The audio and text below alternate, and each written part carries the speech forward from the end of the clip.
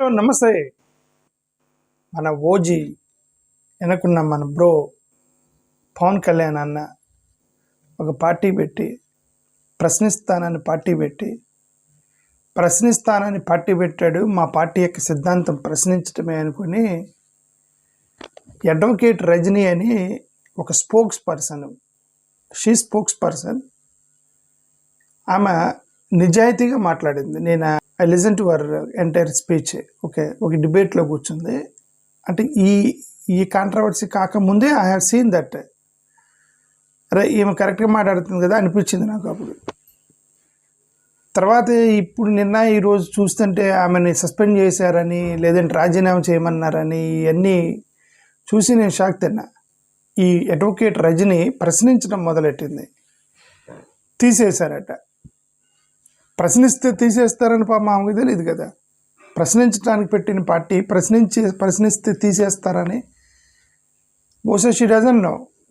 అంటే ఇవన్నీ కూడా ఓన్లీ ఆన్ పేపర్లో పెన్ను పేపర్ మీద త్రివిక్రమ్ శ్రీనివాస్ గారు రాసిచ్చినటువంటి కొటేషన్లే తప్ప నిజాయితీగా అయితే ఏ పొలిటికల్ పార్టీకి లేదు. ఈమెమంది ఒకసారి ఈ రజనీ అనే ఒక అడ్వకేట్ ఏమన్నా ఒకసారి వినండి. అదే సార్ బయటికి వచ్చే కారణం దానికే సార్. ఇక్కడ మనకి కళ్ళ ముందు తప్పని జరుగుతున్నప్పుడు తప్పు అని ప్రశ్నించడానికి నా పదవి అడ్డొస్తుంది సార్. ఓకే, అది ఎంత జెన్యున్ గా అందామా. నా కళ్ళ ముందు తప్పు జరుగుతున్నప్పుడు ఇది తప్పని చెప్పడానికి నా ప్రొఫెషన్ ఒకటి అడ్డొస్తుంది అందాం. ఎందుకు షీఈ్ అడ్వకేట్.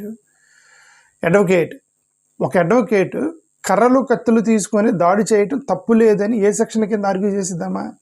కర్రలు పట్టుకొని వెళ్ళవచ్చు, ఇల్లు పగలగొట్టవచ్చు, ఇల్లు మీద నిప్పు పెట్టచ్చు, పెట్రోల్ బాంబులు వేయవచ్చు అని ఏ సెక్షన్ కింద ఆమె అడ్వకేట్ కదా, ఏ సెక్షన్ కింద డిఫెండ్ చేసి దాన్ని ఇంకేముంది అడ్డొస్తుంది. సో అందుకనే నేను ఆ పదవిని పక్కన పెట్టి ఎవరు తప్పు చేసినా ప్రశ్నిస్తారు పార్టీలకు అతీతంగా. నేను ఒక న్యాయవాద వృత్తినే. ఎవరు తప్పు చేసినా ప్రశ్నిస్తామని ప్రశ్నించమనే కదా పవన్ కళ్యాణ్ చెప్పాడు. ప్రశ్నించడానికే కదా పార్టీ పెట్టాడు. ఆమె ప్రశ్నించింది కదా. ఎందుకు సస్పెండ్ చేశారు ఒక మహిళా అడ్వకేట్ స్పోక్స్ పర్సన్ని పవన్ కళ్యాణ్ గారు? రోజు వైసీపీ టీడీపీ కొట్టుకు చేస్తున్న ప్లేస్ లో జనసేన వెళ్ళి మీరు సంఘీభావం తెలవండి, ఆ నిప్పంటించిన దానికి మీరు కూడా నుంచోండి, ఆ లడ్డు కల్తీ గురించి చెప్పండి అంటే ఎవరికేం అవగాహన ఉంటుంది సార్? లడ్డు కల్తీ గురించి ఎవరు చెప్పాలి? ఎవరు పార్ట్ ఆఫ్ ది ఇన్వెస్టిగేషన్ లో చెప్తారు? నేను గతంలో చెప్పాను పార్టీలు అనేది పెద్ద స్కామ్ అని. నేను గతంలోనే చెప్పాను. ఓకే, అన్ని పొలిటికల్ పార్టీ లైన్ అనేది పెద్ద స్కామ్. అది ఒక పొలిటికల్ పార్టీ అనేది డెమోక్రటిక్ ఉండాలి. Any political party should be democratic. ఒక పొలిటికల్ పార్టీలో హిందువులు ఉంటారు, ముస్లింలు ఉంటారు, క్రిస్టియన్లు ఉంటారు, జైన్లు ఉంటారు, పార్సీలు ఉంటారు, ఓసీలు, బీసీలు, ఎస్టీలు, పేదోడు, పొడుగు బలహీన వర్గాలు, రిచ్చోడు ఉంటారు, రిచ్ లేనోడు, అందరూ ఉంటారు. అందరూ ఉన్నప్పుడు ఎవరి వర్షన్ వాడు మాట్లాడుకోవాలి. అందరి వర్షాన్ని మాట్లాడుకోవాలి. ఎవరి వర్షం అందరి వర్షం మాట్లాడుకోవాలి.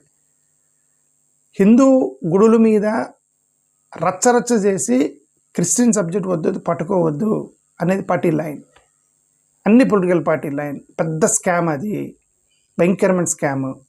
ఎక్కడికి వచ్చినా మళ్ళీ ఆడికే వస్తున్నామంటే నాకు కంటికి కనిపిస్తున్నాయి ఈ స్కామ్లు ఇవన్నీ. ఓకే, వేరే పొలిటికల్ పార్టీ వాళ్ళు దళితుల మీద దాడి చేస్తే ఇదిగో దళితుల మీద అన్యాయం జరిగింది, అక్రమం జరిగిందని చెప్పి సోషల్ మీడియాలో కొట్టి అదే దళితుని మీద మన పార్టీ కూడా దాడి చేస్తే సైలెంట్గా ఉంటాడు. ఇదో పెద్ద స్కామ్. ఇది that is also a scam.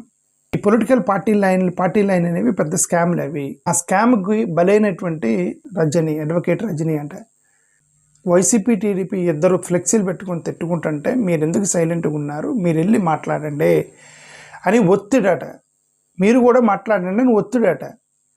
Pawan కళ్యాణ్కి సంబంధించినటువంటి ఫ్యాన్స్ మీద ఎవరో పవన్ కళ్యాణ్ అధిష్టానం ఒత్తిడి చేస్తున్నారు వీళ్ళ మీద, మీరు వెళ్ళి డిఫెండ్ చేయండి తెలుగుదేశం పార్టీనని. ఏమంటది ఆ సిట్ గురించి ఎవరికి అవగాహన ఉండి ఎవరు చెప్తారు? సిట్ ఛార్జ్ షీట్ వేసింది, ఇన్వెస్టిగేషన్ చేసింది, ఛార్జ్ షీట్ వేస్తే సిట్ ఇన్వెస్టిగేట్ చేసిన ఛార్జ్ షీట్ తప్పు అని ఆర్గ్యుమెంట్ చేయమని ఒక అడ్వకేట్కి చెప్తే అడ్వకేట్ చేసింది. అదే చెప్తున్నా, షీఈ్ అన్ అడ్వకేట్. ఈ అడ్వకేట్ ఏ సెక్షన్ కింద కర్రలు తీసుకొని కొట్టవచ్చు, ఇంటి మీద నిప్పేయచ్చు అని ఏ సెక్షన్ కింద చెప్పిద్దేమా? ఏ సెక్షన్ కింద సిట్ ఇన్వెస్టిగేషన్ చేసింది తప్పు, ఇదిగో సో సోషల్ మీడియా ట్విట్టర్లో పోస్ట్ చేసింది కరెక్ట్ అని ఏ సెక్షన్ కింద ఆమె ఆర్గ్యూ చేస్తుంది? అదే కదా పాపం ఆ బాధ, అదే కదా ఈ అడ్వకేట్కి సంబంధించింది. బట్ నేను ఇది ఎందుకు మాట్లాడుతానంటే, నేను ఐ వాచ్డ్ హర్ వీడియో. ఇప్పుడు ఆమె చెప్పింది మరి కర్రలు పట్టుకొని పోవటం ఏంటి, అది పొరపాటు. అది పోలీసుల్ని ఉన్నారు కదా, మీరు అరెస్ట్ చేయండి, మీరు అంత కావాలంటే అతన్ని అరెస్ట్ చేసి తీసుకెళ్ళండి. Now I was shock to know that she was suspended. అందుకని స్పెసిఫిక్గా ఈ మహిళ గురించి మాట్లాడుతున్నా. ఓకే, ఏమంటే మాబ్ అటాక్ ఆల్వేస్ డేంజరస్ అన్న. Mob attack is always dangerous. ఎందుకంటే వాళ్ళలో ఎవడో ఒక తలతిక్కోడు ఉంటాడు, క్రాకోడు ఉంటాడు. ఓకే, టక్కి నింపి పెట్టేసి చంపేసి వెళ్ళిపోతాడు కోపంలో, ఉద్రేకంలో. ఒక ఇంట్లో భార్యాభర్తల మధ్య ఇద్దరే ఉంటారు, భార్యాభర్త లేదా అన్న తమ్ముడు, లేదంటే తండ్రి కొడుకు, ఇద్దరే ముగ్గురు. ఆ ముగ్గురులోనే ఒకరు టెంపర్ ఉంటారు. ఆ ఇద్దరిలోనే ఎమోషన్స్ని కంట్రోల్ చేసుకోలేక కొట్టుకుంటారు. అలాంటిది 100 మంది వచ్చి పైన పెడితే వాళ్ళల్లో వాళ్ళ 100 మెంబర్స్ ఎమోషన్స్ని ఎవరు కంట్రోల్ చేయాలి? మాబ్ని రెచ్చగొడితే అవి ప్రమాదానికి దారితీస్తాయి, విధ్వంసానికి దారితీస్తాయి కోపంలో అని నేను గతంలో చెప్పాను.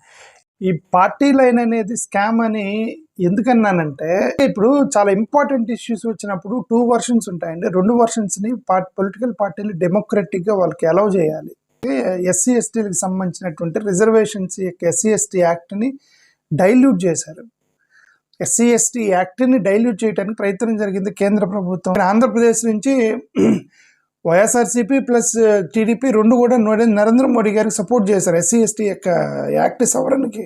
సరే, పొలిటికల్ పార్టీగా నిర్ణయం తీసుకున్నారు అనుకోండి, బట్ ఎస్సీ ఎస్టీ డైల్యూషన్ని ఎస్సీ ఎస్టీలు ఒప్పుకోరు కదా. మీరు ఎస్సీ ఎస్టీలకి అవకాశం ఇవ్వాలి దాన్ని ఖండించడానికి.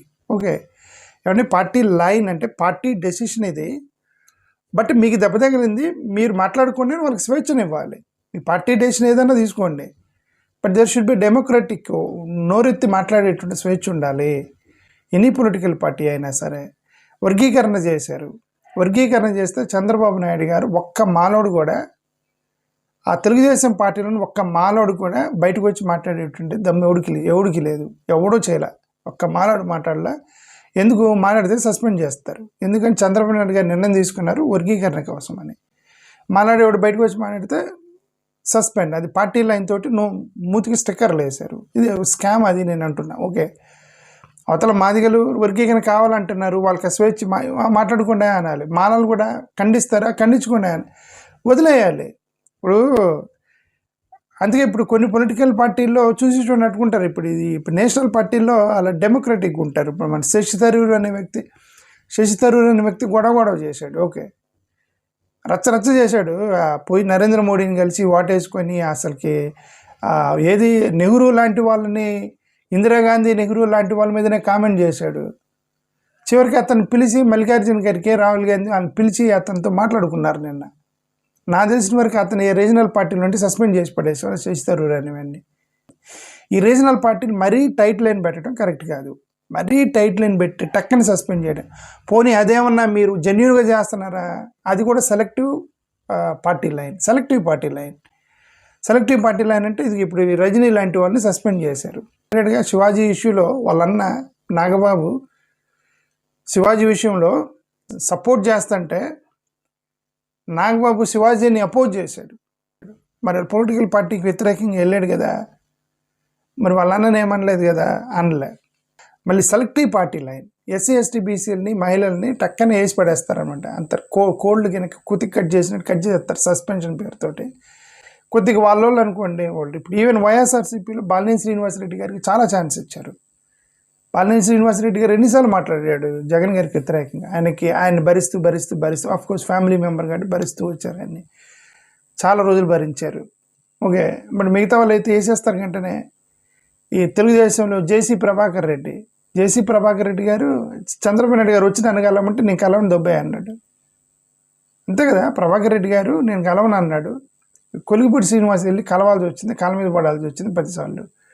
సో సెలెక్టివ్ పార్టీ లైన్, నేనేదో ఉంటాను. పార్టీ లైన్ అనేది ఒక స్కామ్ అయితే first of all, selective party line it is another ఇది భయంకరమైన స్కామ్. అది సెలెక్టివ్ పార్టీ లైన్ అనేది బడుగు బలహీన వర్గాలను వెంటనే సస్పెండ్ చేసేసి పార్టీ లైన్ పేర్లతోటి షోకాజ్ నోటీసులు ఇచ్చి కొద్దిగా స్ట్రాంగ్గా బలంగా ఉన్నటువంటి సామాజిక వర్గాలు, వాళ్ళు బయటకు వచ్చి తిట్టినా కూడా ఎందుకు వచ్చిన కూడా ఈయన గదిలిస్తే మన ఓట్లు పోతాయని ఇదంతా చేస్తున్నారు. నేను రిక్వెస్ట్ ఏంటంటే పొలిటికల్ పార్టీలు డెమోక్రటిక్గా ఉండండి, పార్టీ నిర్ణయం ఏదైనా తీసుకోండి. Let political party take any decision. ఎందుకంటే అన్ని డెసిషన్లు తీసుకోలేరు కదా, పొలిటికల్ పార్టీగా ఒక డెసిషన్ తీసుకోవాల్సి వచ్చేది. మేము క్లాసులో టూర్కి ఇదిగా ఊటీకి వెళ్దామా కొడైకెనాల్కి వెళ్దామా అని ఒక నిర్ణయం తీసుకుందామని అనుకున్నాను. వాళ్ళలో కొంతమంది కొడైకెనాల్కి వెళ్దామంటారు, కొంతమంది ఊటీకి వెళ్దామంటారు పిల్లలు ఒకే టూర్కి వెళ్ళేటప్పుడు. బట్ నిర్ణయం ఒకరు 2 చోట్లకి వెళ్ళారు కదా, ఒక చోటకే వెళ్ళాలి. ఆ నిర్ణయం ఎవరు తీసుకుంటారు? ఫ్యాకల్టీలు, అక్కడ ఉన్న ప్రిన్సిపల్లు, హెచ్ఓడీలు కూర్చొని సరేనండి మెజారిటీ ఇది అంటున్నారని ఒక నిర్ణయం తీసుకుంటాం, ఒక నిర్ణయం తీసుకుంటారు. బట్ ఇద్దరికి మాట్లాడడానికి ఛాన్స్ ఇచ్చారు కదా, ఇద్దరు వాళ్ళ అభిప్రాయం చెప్పడానికి ఛాన్స్ ఉంది కదా. వాళ్ళిద్దరికి ఎవరి డెసిషన్ అయితే తీసుకున్నారో వాళ్ళు ఎంజాయ్ చేస్తారు, ఎవరి డెసిషన్ అయితే వాళ్ళు ఎంజాయ్ చేయలేరు. బట్ వాళ్ళకి ఆ స్వేచ్ఛ ఉంటుంది కదా డిసప్పాయింట్మెంట్ ఎక్స్ప్రెస్ చేయడానికి. నోరు నొక్కేయకూడదు మనం, పార్టీ లైన్ పేరుతోటి ఒక సెక్షన్ నోరు నొక్కేయకూడదు. మీరు ఏ నిర్ణయం అన్నా తీసుకోండి, you make any decision, but give them freedom to speak.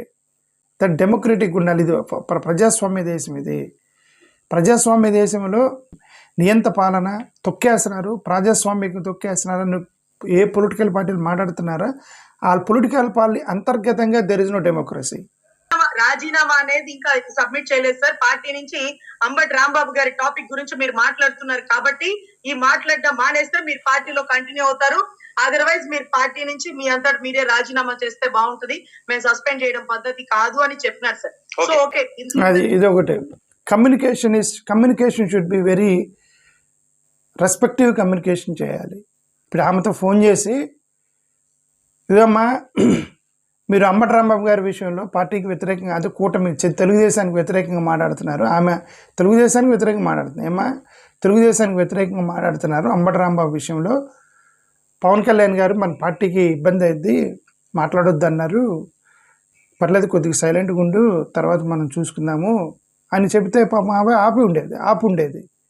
ఆ ఫోన్ చేసిన వాళ్ళు ఇదమ్మా నువ్వు మాట్లాడితే కంటిన్యూ అవుతావు, లేదంటే మరి నేను సస్పెండ్ చేయాల్సి వచ్చిందంటే కడుపులో ఉండదా? ఆ మండింది ఆమెకి. నాకు తెలిసిన వరకు షీఈస్ గుడ్ ఉమెన్. ఆ మాటలను బట్టి నాకు మంచిగా అనిపిస్తుంది. Okay, she's good lady. But ఆమె అంత షార్ప్ డెసిషన్ ఎందుకు తీసుకుంది? అవతల communication is very bad communication they are done to her. ఏమని మీరు ఆపమంటే ఆపేది, నువ్వు ఆపుతావు మేము తీసేయమంటావు, ఇది ఎందుకు వచ్చింది తీసేయమంటావంటే అది బెదిరిస్తున్నావా అని కడుపు లోపల అనుకొని ఉండేది. సరే అమ్మా రాజీనామా చేసిన తర్వాత మన పెద్ద పార్టీలో అవకాశం పోయిందని చెప్పేసి ఇప్పుడు దట్ ఈస్ హౌ దే వాళ్ళు అలానే నొక్కుతారు. ఒక బడుగు బలహీన వర్గాల్లో ఆడవాళ్ళు కూడా బడుగు బలహీన వర్గాలే, అంటే వీకర్ సెక్షన్స్ అంటున్నా. కులం గురించి మాట్లాడతారు, ఉమెన్ ఈజ్ వీకర్ సెక్షన్. ఇప్పుడు ఆ ఉమెన్ మీద మీరు ఆపరేషన్ చేశారు, ఏమని నువ్వు ఆపుతావా లేదంటే మీరు తీసేయమంటావని ఎందుకన్నా ఆపుని రిక్వెస్ట్ చేసి తాపిది కదమ్మా, వద్దు మాట్లాడద్దామంటే మాట్లాడేది కదా. You did a bad communication to her అని నాకు అర్థమైంది ఆ మాటలను బట్టి. ఎవడైనా ఇప్పుడు సడన్గా ఎవడన్నా నాకు ఫోన్ చేసి రేపే నువ్వు అలాంటి వీడియోలు పెట్టగాక రేపే పర్లేదులే అర్థం చేసుకోవాలని అని అనుకుని కొద్దిగా ఆలోచిస్తా. నేను వాటి పెట్టగాక నేను పట్టుకు రానిపోతే ఏంటంటే అని నాకు వచ్చింది కదా లోపల.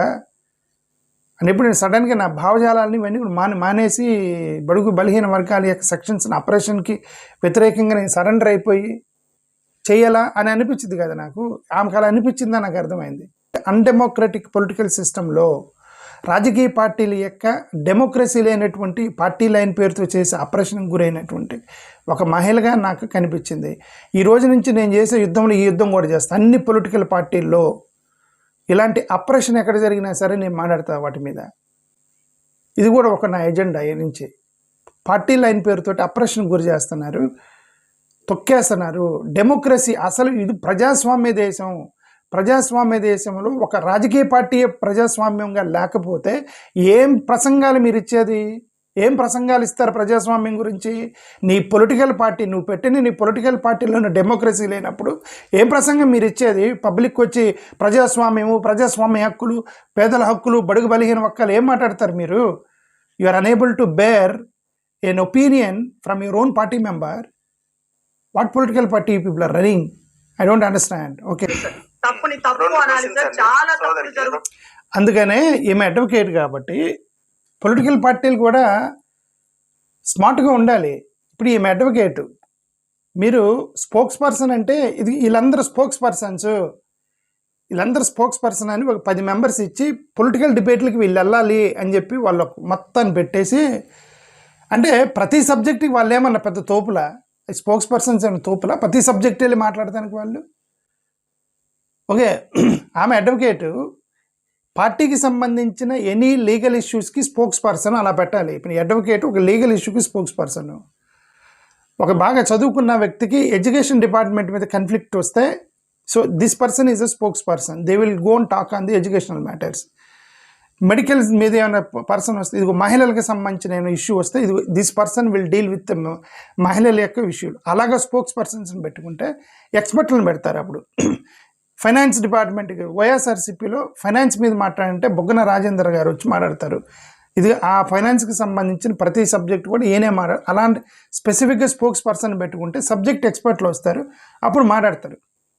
ప్రతి సబ్జెక్టుకి ఆడవాళ్ళ గురించి వాళ్ళే, ఫైనాన్స్ గురించి వాళ్ళే, మొత్తం గురించి మాట్లాడితే, ఇప్పుడు ఈమె అడ్వకేట్ని తీసుకొచ్చి ఆమె స్పోక్స్ పర్సన్, అడ్వకేట్ని తీసుకొచ్చి కర్రల కత్తి తీసుకొచ్చి నీ అభిప్రాయం చెప్పని బలవంతం చేస్తే, how can an advocate defend hitting with stick? ఆమె వృత్తికి అన్యాయం కదా అది. అన్ప్రొఫెషనల్గా పార్టీలు నడుపుకొని మళ్ళీ ఇది ఎట్లాంటి ఆడవాళ్ళని అప్రెషన్ చేశారు పవన్ కళ్యాణ్ గారు. మీరు చాలా తప్పు చేస్తున్నారు. ఆమెకి ఇంకొక ఛాన్స్ ఇవ్వండి, మీరు తీసుకొని ఆమెను మళ్ళీ మీ పార్టీలోకి. కరెక్ట్ కాదు పవన్ కళ్యాణ్ గారు. ఓకే, ఇదేంది ఆమెను పార్టీని తీసుకొని నువ్వు రికమెండ్ చేస్తున్నావని నువ్వు అనుకోదు. ఏంటంటే after she's also women, right? అప్పుడప్పుడు నేను హ్యుమానిటీ మీద మాట్లాడుతున్నా. ఆమెకి మీరు పార్టీని సస్పెండ్ చేయొద్దు, తీసుకోండి మళ్ళీ మీ పొలిటికల్ పార్టీలోకి. స్వేచ్ఛనివ్వండి, మాట్లాడుకోమా. ఓకే, అది ఆమె అభిప్రాయం అండి. మరి చంద్రబాబు నాయుడు గారి దగ్గరికి పోయి పవన్ కళ్యాణ్ ఏం చెప్పాలి? సార్ వాళ్ళు మాట్లాడుకొని నేనున్నానుగా, మన ఇద్దరం కలిసే ఉన్నాం కదా, అది మాట్లాడుకోనండి. ఓకే, అల్టిమేట్గా మన ఇద్దరం కలిసి ఉన్నాం, మన డెమోక్రసీని చంపకూడదని రాజకీయ నాయకులు అలా మాట్లాడుకోవాలి. మీరు పిలుచుకొని రూమ్లో కూర్చొని ఇది అలా మాట్లాడింది తీసేయని చెప్తే, నేను తీసేస్తానని ఈయనని అంతే. అంటే the leaders themselves are undemocratic, then where is the democracy in the political parties? Thank you, namaskaram.